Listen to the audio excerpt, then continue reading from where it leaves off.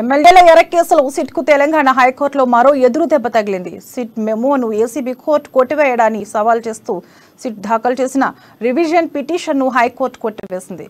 BL Santosh, Tushar, Jagguswamy, శ్రీనివాస్ను ఈ కేసులో నిందితుగా చేర్చాలని సిట్ మెమో ఇచ్చింది. అయితే సిట్ మెమోను ఏసీబీ కోర్టు ఇటీవల రిజెక్ట్ చేసింది. దాంతో ఏసీబీ కోర్టు తీర్పుపై సిట్ హైకోర్టుకు వెళ్లింది. అయితే సిట్ రివిజన్ పిటిషన్ను హైకోర్టు కూడా కొట్టివేసింది. కాగా ఎమ్మెల్యేల కొనుగోలు కేసు దర్యాప్తును సిట్ నుంచి సీబీఐకి హైకోర్టు ఇప్పటికే బదిలీ చేసింది. దీనిపై ప్రభుత్వం తరపున ఎలాంటి అప్పీల్ చేయలేదు. ఈ క్రమంలో బిఎల్ సంతోష్, తుషార్, జగ్గుస్వామి, శ్రీనివాసులను ప్రతిపాదిత నిందితులుగా పేర్కొంటూ సిట్ దాఖలు చేసిన మెమో విషయాల్లో ఏసీబీ కోర్టు నిర్ణయాన్ని హైకోర్టు సమర్థించడం హాట్ టాపిక్ గా మారింది.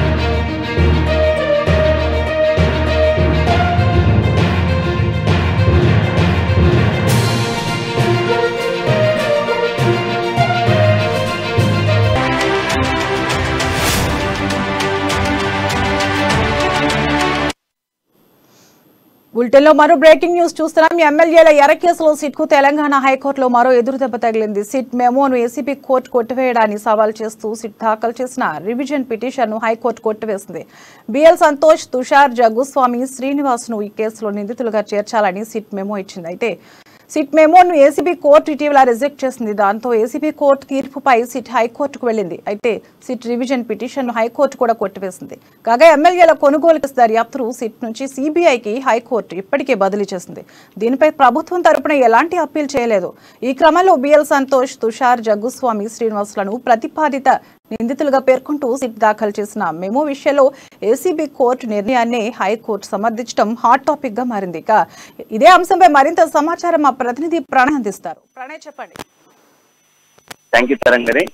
ఎమ్మెల్యే ఎర కేసు సీట్ తెలంగాణ హైకోర్టు మరొక దెబ్బ తాకిందని చెప్పుకోవాలి, ఎదురు దెబ్బ తగిలిందని చెప్పుకోవాలి. సీట్ మోలింపుకు సిబిఐ కోర్టు దాఖలు చేసినటువంటి సలహాదారులకు సంబంధించి ఎమ్మెల్యేల కొనుగోలుకు సంబంధించినటువంటి విషయంలో బిఎల్ సంతోష్, తుషారాం, జగ్గుస్వామి, శ్రీనివాసులను ఈ కేసులో నిందితులుగా చేర్చాలంటూ సీట్ మోహరించినట్టుగా తెలుస్తా ఉంది. అయితే ప్రధానంగా దీని సీట్ కేసుకి సంబంధించి ఇప్పటికే సిబిఐ కోర్టుకు ఇటీవల రిజైన్ చేసినటువంటి నేపథ్యంలో దాదాపు సిబిఐ కోర్టు రివిజన్స్ కు పంపించిన నేపథ్యంలో హైకోర్టు కూడా దీన్ని కొట్టివేసిన పరిస్థితి అయితే కనబడుతుంది. అయితే కాగా ఎమ్మెల్యే కొనుగోలుకు సంబంధించినటువంటి దర్యాప్తును సీట్ నుంచి సిబిఐకి హైకోర్టు ఇప్పటికే బదిలీ చేసింది. దీనిపై ప్రభుత్వం తరపున ఎటువంటి పిటిషన్ దాఖలు కాకపోవడం, ఈ క్రమంలోనే బిఎల్ సంతోష్, తుషారాం, జగ్గుస్వామి, శ్రీనివాసులను ప్రధాన నిందితులుగా కూడా పేర్కొన్నట్టుగా సీట్ అధికారులు చేర్చినట్టు మోహరించిన విషయం సిబిఐ కోర్టుకు నిర్ణయించింది. అయితే దీంట్లో ప్రధానంగా ఎమ్మెల్యే కొనుగోలు కేసుకు సంబంధించినటువంటి ప్రధాన కీలకంగా చూసుకున్నప్పటికీ మొన్న జరిగినటువంటి ఏదైతే విచారణలో భాగంగా మొన్న హైకోర్టు ఈ కేసుకు సంబంధించి ఈ కేసును సిబిఐకి వెంటనే బదిలీ చేయాలి, సిబిఐ తదుపరి విచారణ చేపడుతుంది, దీనికి సంబంధించినటువంటి కేసు అంతా కూడా సిబిఐ దర్యాప్తు చేస్తుంది అంటూ పేర్కొన్న నేపథ్యంలోనే ఎమ్మెల్యే ఎరుకోసుకు సంబంధించినటువంటి ప్రత్యేక బృందాలను ఏర్పాటు చేస్తూ ఆ ప్రత్యేక బృందాలతో పాటుగా పూర్తిగా మరొకసారి మనం చూసుకుంటే ఈ కేసుకు సంబంధించినటువంటి సిబిఐ కోర్టుకు బదిలీ చేయడంతో పాటుగా దీనికి సంబంధించి మిగతా తదుపరి విచారణతో పాటుగా ఈ పిటిషన్ కి సంబంధించినటువంటి వీళ్ళందరినీ కూడా ప్రధాన నిందితులుగా మోహరించాలి అంటూ కూడా పేర్కొన్న పరిస్థితులు అయితే కనబడతా ఉన్నాయి. ఇప్పటికే సీట్ కి సంబంధించి సిబిఐకి సంబంధించి ఎమ్మెల్యేలకు ఎర కేసుకు సంబంధించిన ఫామ్ హౌస్ లో ఇటీవలనే హైకోర్టు సంచలన నిర్ణయం తీసుకుంటూ దీనికి సంబంధించి తుది విచారణ కావచ్చు, సీట్ అధికారుల నుంచి నేరుగా కూడా సిబిఐకి పంపించడం, దాంతో పాటుగా సిబిఐ దీనికి సంబంధించినటువంటి విచారణ చేయాలంటూ కూడా పేర్కొనడం జరిగింది. ఒకవైపు పైలట్ రోహిత్ రెడ్డికి సంబంధించినటువంటి ఈడీ విచారణ జరుగుతున్న నేపథ్యంలోనే ఇలాంటి నిర్ణయం తీసుకోవడం, ఈ నిర్ణయంతో పాటుగా ఇందులో ఉన్నటువంటి కీలక అయినటువంటి వ్యక్తులందరినీ కూడా విచారించాలి అంటూ కూడా పేర్కొనడం జరిగింది. దీంతో పాటు మరొక షాక్ మళ్ళీ తగిలింది అని చెప్పుకోవాలి. అయితే తదుపరి విచారణ కావచ్చు, దాంతో పాటుగా తదుపరి విచారణకు సంబంధించినటువంటి పూర్తి డీటెయిల్స్ ను కూడా అందించాలంటూ కూడా సిబిఐని కోరినట్టుగా తెలుస్తుంది తరంగిణి.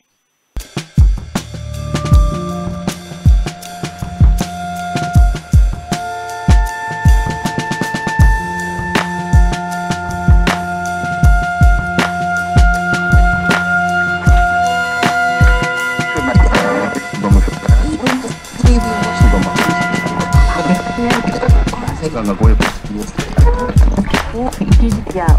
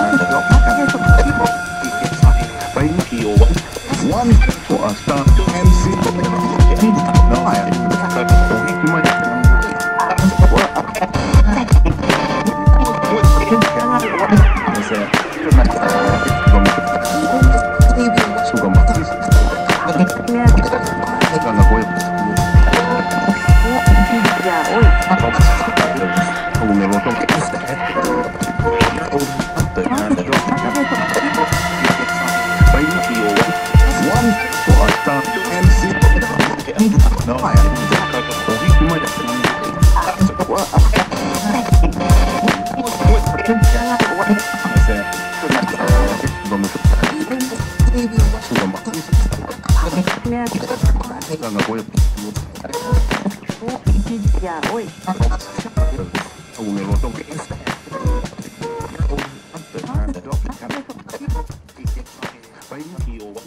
One for a start, MC.